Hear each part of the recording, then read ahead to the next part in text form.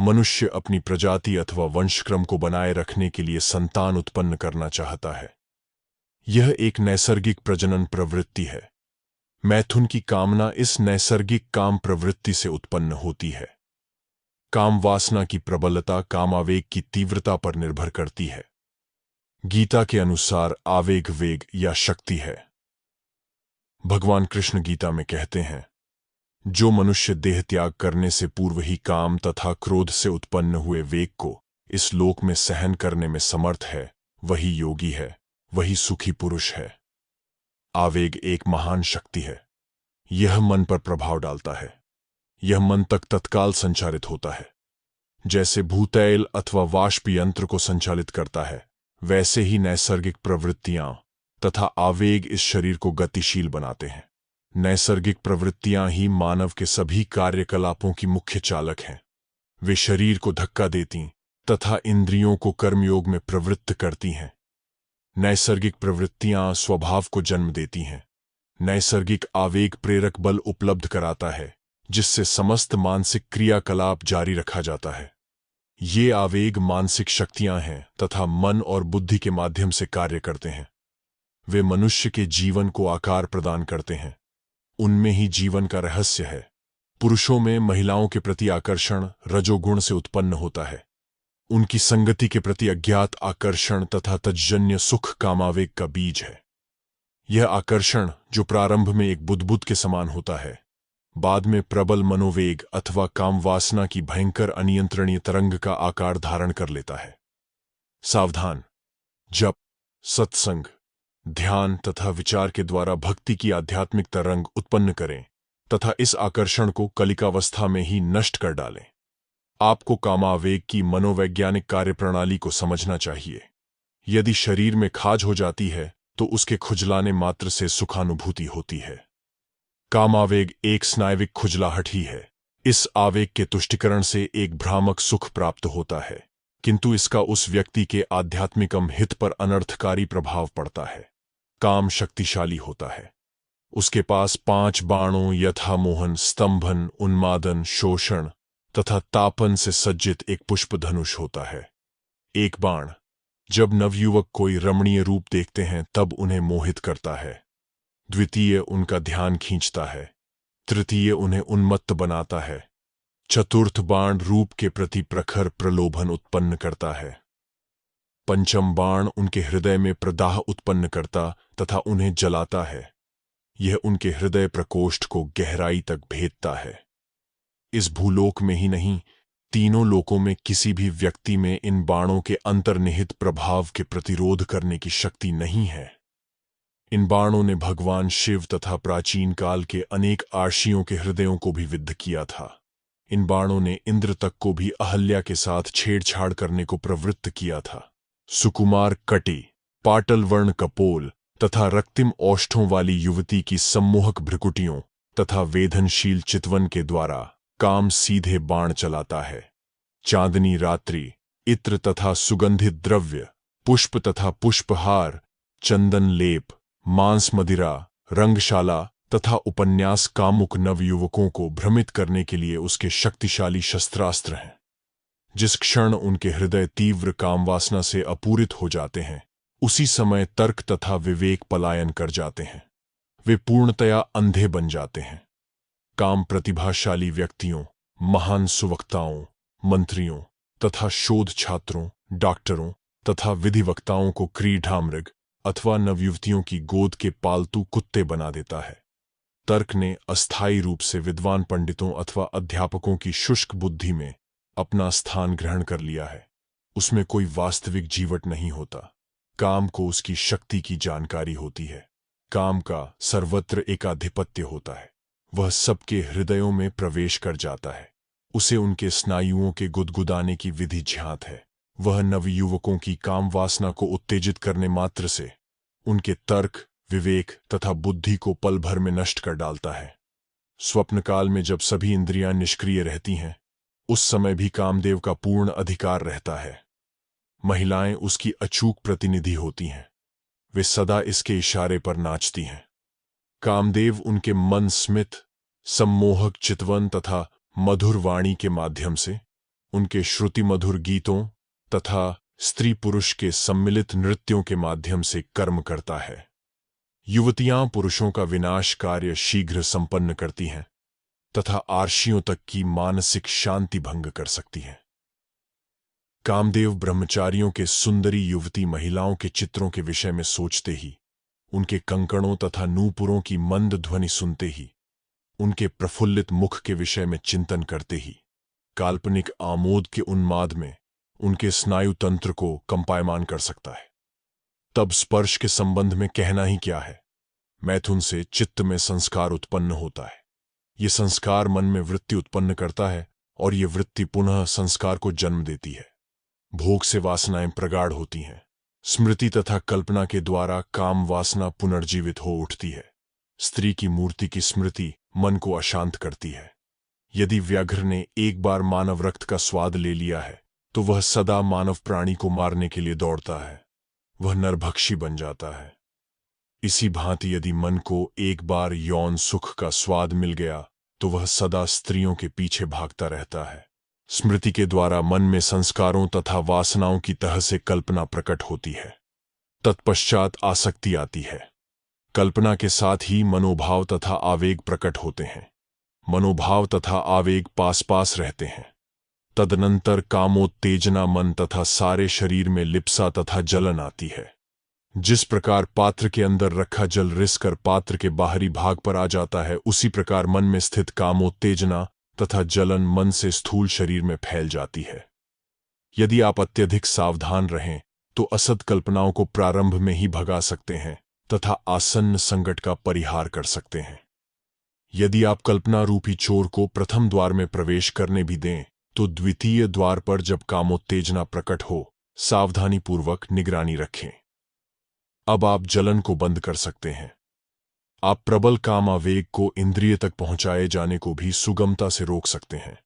उड्डीयान बंध तथा कुंभक प्राणायाम द्वारा काम शक्ति को मस्तिष्क की ओर ऊपर ले जाइए। मन को दूसरी दिशा में ले जाइए। ओम अथवा किसी अन्य मंत्र का एकाग्र मन से जप कीजिए, प्रार्थना कीजिए, ध्यान कीजिए। इस पर भी यदि मन का नियंत्रण करना दुष्कर प्रतीत हो तो तत्काल सत्संग में जाइए तथा अकेले न रहिए।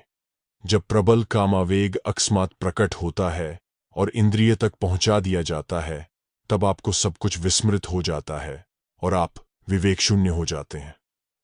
आप काम के शिकार बन जाते हैं। बाद में आप पश्चाताप करते हैं। एक अंधे व्यक्ति में भी, जो ब्रह्मचारी है और जिसने स्त्री का मुख नहीं देखा है, कामावेग अतीव प्रबल होता है।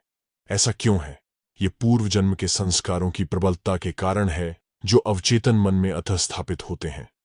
जो कुछ भी आप करते हैं, जो कुछ भी आप सोचते हैं, वह सब चित्त अथवा अवचेतन मन की परतों में रखे रहते अथवा मुद्रित होते रहते अथवा अंकित होते रहते हैं। इन संस्कारों को आत्मा अथवा परमात्मा के ज्ञानोदय के द्वारा ही विदग्ध किया जा सकता अथवा मिटाया जा सकता है। जब काम वासना समस्त मन तथा शरीर को आपूरित कर लेती है, तब संस्कार एक बड़ी वृत्ति का आकार धारण कर बेचारे नेत्रहीन व्यक्ति को उत्पीड़ित करते हैं। चेतन मन को नियंत्रित करना सुकर है, किंतु अवचेतन मन को नियंत्रित करना बहुत ही दुष्कर है। आप एक सन्यासी हो सकते हैं, आप एक सदाचारी व्यक्ति हो सकते हैं।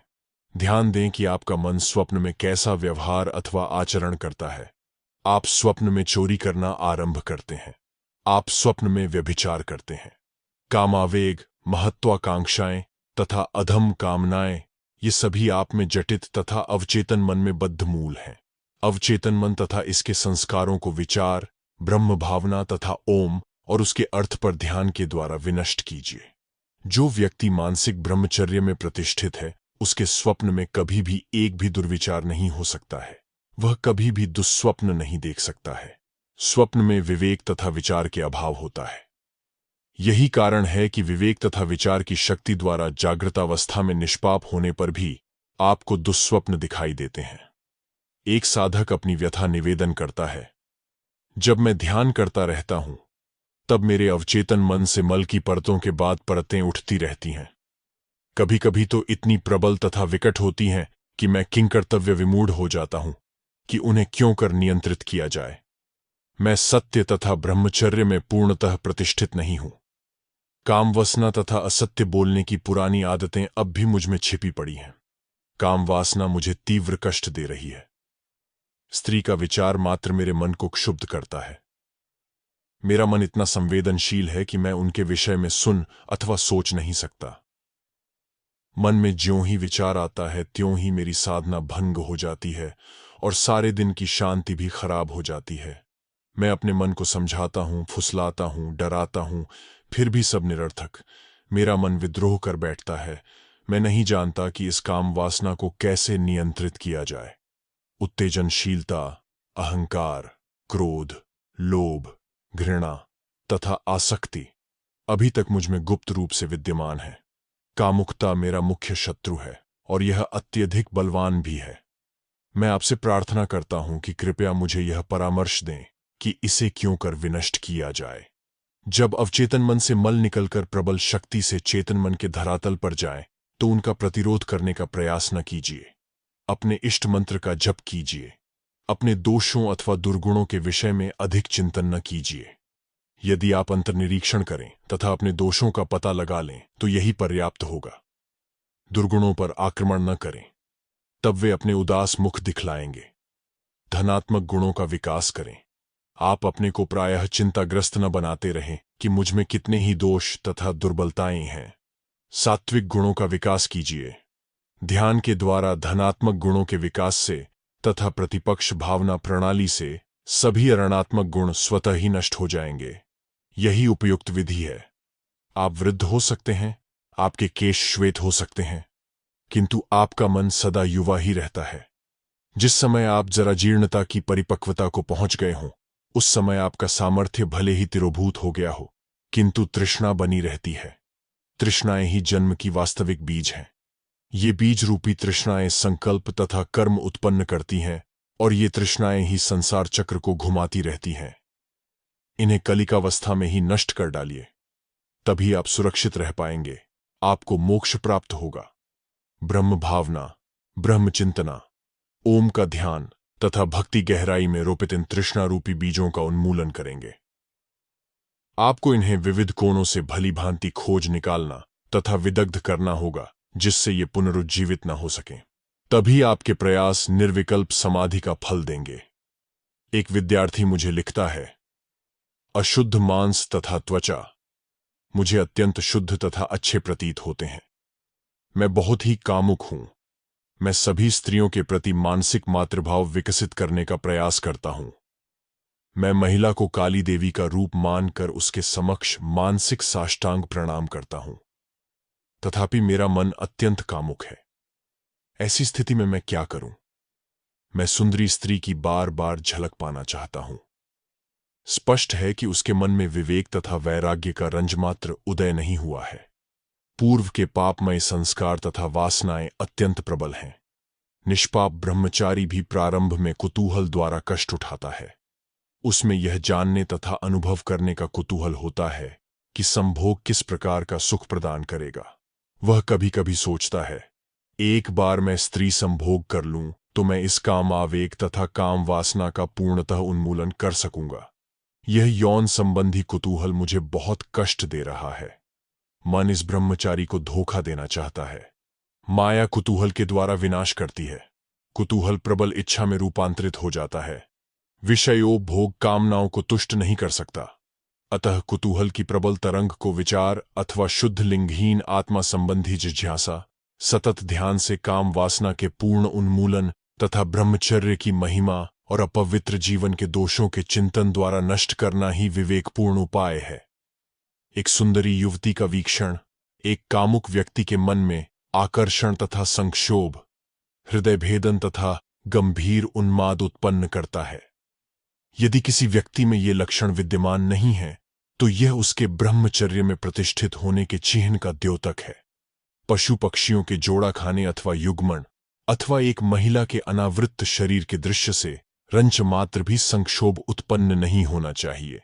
यदि रुग्णावस्था काल में ब्रह्मचारी के मन में स्त्री के संग की भावना उठती है, यदि उसकी संगति में रहने की प्रबल कामना है, यदि उसके साथ वार्तालाप करने, खेलने तथा हास परिहास करने की इच्छा है, यदि एक सुंदरी युवती को देखने की चाह है यदि उसकी दृष्टि अपवित्र तथा व्यभिचारी है और यदि शरीर में पीड़ा के समय स्त्री के हाथों के स्पर्श की कामना है, तो स्मरण रहे कि उसके मन में कामुकता अभी भी छिपी हुई है। उसमें तीव्र यौन लालसा है, इसे नष्ट करना चाहिए। पुराना चोर अब भी छिपा हुआ है। ऐसे ब्रह्मचारी को बहुत ही सावधान रहना चाहिए। वह अब भी खतरे के क्षेत्र के भीतर ही है। उसने ब्रह्मचर्य की अवस्था को प्राप्त नहीं किया है। स्वप्न में भी मन में नारी के स्पर्श अथवा संग की लालसा नहीं उठनी चाहिए। व्यक्ति के ब्रह्मचर्य की माप स्वप्न में हुई उसकी अनुभूतियों के द्वारा की जा सकती है। यदि व्यक्ति स्वप्न में कामुक विचारों से पूर्णतः मुक्त रहता है, तो वह ब्रह्मचर्य की पराकाष्ठा को पहुंच गया है। आत्मविश्लेषण तथा आत्मनिरीक्षण व्यक्ति के मन की दशा के निर्धारण के लिए अपरिहार्य आवश्यकताएं हैं। ज्ञानी को स्वप्न दोष नहीं होते। जो ब्रह्मचर्य में प्रतिष्ठित है, वह एक भी दुस्वप्न नहीं देखता। स्वप्न हमारी मानसिक दशा अथवा मानसिक शुद्धता की मात्रा आंकने की कसौटी का काम करता है। यदि आपको अशुद्ध स्वप्न नहीं दिखता, तो आप ब्रह्मचर्य में प्रगति कर रहे हैं। काम भाव ही मन से लुप्त हो जाना चाहिए। शुकदेव को ऐसी अनुभूति थी। शुकदेव ने विवाह नहीं किया। वह अपना गृह त्याग कर विशाल विश्व में नंग-धड़ंग विचरण करने लगे। उनके पिता व्यास के लिए यह पुत्र वियोग बहुत ही दुखदायी था। व्यास अपने पुत्र की खोज में बाहर निकल पड़े। जब वे एक सरोवर के पास से जा रहे थे, अप्सराएं जो स्वच्छंद जल क्रीड़ा मग्न थीं, लज्जित हो गईं और शीघ्र ही अपने वस्त्र धारण कर लिए। व्यास ने कहा, निस्संदेह यह एक आश्चर्य की बात है। मैं वृद्ध हूं और वस्त्र धारण किए हूं, किंतु जब मेरा पुत्र इस मार्ग से विवस्त्र अवस्था में गया, तब आप सब शांत तथा अप्रभावित रहीं। अप्सराओं ने उत्तर दिया, पूज्य आर्षिवर, आपके पुत्र को स्त्री पुरुष का भेद झात नहीं है, किंतु आपको झात है। आपको अपने हृदय के विभिन्न कोणों में छिपे हुए इस भयानक काम शत्रु को सावधानीपूर्वक खोज निकालना होगा। जिस प्रकार लोमड़ी झाड़ी में छिपी रहती है, उसी प्रकार यह कामुकता मन के अधस्तर तथा कोणों में छिपी रहती है। यदि आप जागरूक रहेंगे, तभी आप इसकी उपस्थिति का पता पा सकते हैं। गहन आत्म परीक्षण परम आवश्यक है। जिस प्रकार शक्तिशाली शत्रुओं को आप तभी पराजित कर सकते हैं जब आप उन पर सभी दिशाओं से आक्रमण करें, उसी प्रकार आप अपनी शक्तिशाली इंद्रियों को तभी नियंत्रण में रख सकते हैं जब आप उन पर ऊपर नीचे, अंदर बाहर चारों ओर से आक्रमण करें। इंद्रियां बहुत ही उपद्रवी हैं। उपदंश उत्पन्न करने वाले शक्तिशाली संक्रमित विषाणु, वायरस पर चिकित्सक विलेपन, अंतक्षेपण, सुई, मिश्रण, चूर्ण आदि विविध युक्तियों से सभी दिशाओं से आक्रमण करता है। इसी प्रकार इंद्रियों का निग्रह भी उपवास, आहार संयम, प्राणायाम, जप, कीर्तन, ध्यान, विचार अथवा मैं कौन हूं की जिज्ञासा, प्रत्याहार, दम, आसन, बंध, मुद्रा, चित्तवृत्ति निरोध, वासनाक्षय आदि विविध उपायों से करना चाहिए। मात्र इस तथ्य के कारण कि आप कई वर्षों तक अविवाहित जीवन यापन कर चुके हैं, अथवा आप किंचित शांति अथवा शुद्धता का अनुभव कर रहे हैं, मूर्खतापूर्वक यह समझने की भूल न करें कि आप कामुकता से अपना पीछा छुड़ाने में सफल हो गए हैं। आप इस भ्रम के शिकार न बने कि आपने आहार में किंचित समायोजन, प्राणायाम के अभ्यास तथा स्वल्प जप के द्वारा काम वासना का पूर्णतया उन्मूलन कर डाला है और अब करने को कुछ शेष नहीं रहा। प्रलोभन अथवा मार आपको किसी क्षण पराभूत कर सकता है। निरंतर जागरूकता तथा कठोर साधना की परम आवश्यकता है। परिमित प्रयास से आप पूर्ण ब्रह्मचर्य को प्राप्त नहीं कर सकते हैं। जिस प्रकार एक शक्तिशाली शत्रु को मारने के लिए यंत्र तोप की आवश्यकता होती है, उसी प्रकार इस शक्तिशाली शत्रु काम का विनाश करने के लिए सतत प्रबल तथा प्रभावशाली साधना आवश्यक है। ब्रह्मचर्य में अपनी थोड़ी सी उपलब्धि से आप अभिमान से न फूलिए। यदि आपकी परीक्षा ली गई तो आप निराशाजनक रूप से असफल होंगे। अपनी त्रुटियों से सदा अभिज्ञ रहें तथा उनसे अपना पीछा छुड़ाने के लिए सदा प्रयत्नशील रहें।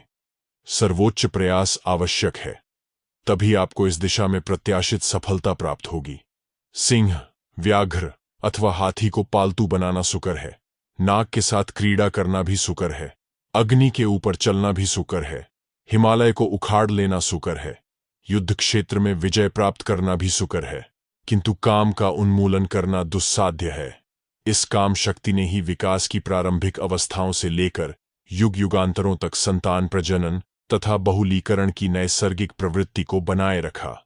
अतः इस शक्ति के नियंत्रण तथा दमन के समस्त प्रयासों के होते हुए भी यह बलात् प्रकट होने तथा साधक को पराजित करने का प्रयास करती है। तथापि इससे आपको किंचित निराश नहीं होना चाहिए। ईश्वर, उनके नाम तथा उनकी कृपा में विश्वास रखें। प्रभु की कृपा के बिना मन से काम वासना का पूर्णतया उन्मूलन करना संभव नहीं है। यदि आपकी ईश्वर में श्रद्धा है तो आपको अवश्यमेव सफलता प्राप्त होगी। आप पल मात्र में ही काम को नष्ट कर सकते हैं। ईश्वर मूक व्यक्ति को वाचाल तथा पंगु को दुरारोह पर्वत पर आरोहण योग्य बना देते हैं। मानव प्रयास मात्र ही पर्याप्त नहीं है, भगवत कृपा की आवश्यकता है। ईश्वर उसकी सहायता करते हैं जो अपनी सहायता स्वयं करते हैं। यदि आप निःशेष आत्मसमर्पण कर दें तो स्वयं प्रकृति माता आपकी साधना करेंगी। पुराने संस्कार तथा वासनाएं चाहे कितने ही बलशाली क्यों न हों, नियमित ध्यान तथा मंत्र जप, सात्विक आहार, सत्संग, प्राणायाम, शीर्षासन तथा सर्वांगासन का अभ्यास, स्वाध्याय, विचार तथा किसी पवित्र सरिता तट पर 3 महीनों तक एकांतवास से पूर्णतः नष्ट हो जाएंगे। धनात्मक ऋणात्मक पर सदा विजयी होता है। जो भी हो, आपको हतोत्साहित नहीं होना चाहिए। ध्यान में गंभीरतापूर्वक निमग्न हो जाइए। इस काम को मार डालिए तथा संग्राम में विजयी बनिए। वैभवशाली योगी के रूप में ख्याति प्राप्त कीजिए। आप नित्य शुद्ध आत्मा हैं। हे विश्वराजन, इसका अनुभव कीजिए। कामावेगों को कठिनाई से नियंत्रित किया जा सकता है। जब आप कामावेगों को नियंत्रित करने का प्रयत्न करते हैं तो वे विद्रोह कर बैठते हैं। काम शक्ति को आध्यात्मिक पथ पर निर्दिष्ट करने के लिए दीर्घकाल तक निरंतर जप तथा ध्यान की आवश्यकता है। काम शक्ति का ओज शक्ति में पूर्ण उदात्तीकरण आवश्यक है। तभी आप पूर्णतः सुरक्षित रह पाएंगे। तभी आप समाधि में प्रतिष्ठित होंगे, क्योंकि तब रसास्वाद पूर्णतः लुप्त हो जाएगा। कामावेगों के उन्मूलन तथा विचार, वाणी तथा कर्म में पूर्ण शुद्धता की प्राप्ति के लिए परम धैर्य, निरंतर जागरूकता, अध्यवसाय तथा कठोर साधना की आवश्यकता है। ब्रह्मचर्य केवल निरंतर प्रयास द्वारा ही प्राप्त किया जा सकता है। यह एक दिन या एक सप्ताह में उपलब्ध नहीं किया जा सकता है। काम वासना निश्चय ही बहुत शक्तिशाली है। यह आपकी प्राणांतक शत्रु है, किंतु आपका परम शक्तिशाली मित्र भगवत राम है। यह काम वासना को आमूल नष्ट कर डालता है। अतः सदा जप तथा कीर्तन करें, राम राम राम। योगाभ्यास, ध्यान इत्यादि काम वासना को अत्यधिक मात्रा में क्षीण कर देंगे, किंतु एकमात्र आत्म साक्षात्कार ही काम वासना तथा संस्कारों को पूर्णतया नष्ट तथा विदग्ध कर सकता है। भगवद गीता ने ठीक ही कहा है। संयमी, इंद्रियों द्वारा विषयों को न ग्रहण करने वाले। व्यक्ति के इंद्रिय विषय तो निवृत्त हो जाते हैं, पर राग निवृत्त नहीं होता, किंतु यह राग भी व्यक्ति के आत्म साक्षात्कार करने के पश्चात निवृत्त हो जाता है। काम की सहज प्रवृत्ति एक सर्जनात्मक शक्ति है। यदि आप आध्यात्मिक आदर्शों से प्रेरित नहीं हैं, नैसर्गिक काम प्रवृत्ति का निरोध कठिन है। काम शक्ति को उच्चतर आध्यात्मिक पथ में निर्दिष्ट कीजिए। इसका उदात्तीकरण होगा। यह दिव्य शक्ति में रूपांतरित हो जाएगी। तथापि काम का पूर्ण उन्मूलन व्यक्तिगत प्रयास से नहीं हो सकता है। यह केवल भगवत कृपा से ही निष्पन्न हो सकता है।